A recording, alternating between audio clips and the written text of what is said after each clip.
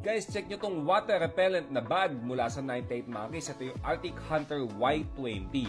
Napakaganda ng quality ng tela dahil parang lona ang materials na ginamit sa kanya. Zipper pa lang guys, napaka-forma na dahil may logo ng Arctic Hunter. Sa ibabaw naman ng design guys ay makikita natin na meron siyang rubber na hawakan.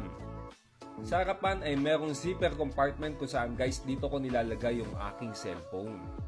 Sa gitna naman guys, makikita natin yung compartment na meron siyang 4 na pocket. So guys, talagang napakaluwag ng ating Y20 water repellent bag. At guys, papakita ko din sa inyo yung mga dala-dala kong gamit everyday. Tulad na lang ng power bank, meron akong dalang lagayan ng cards, meron akong dalang passbook, at sa bag din ito, nilalagay natin syempre yung ating wallet.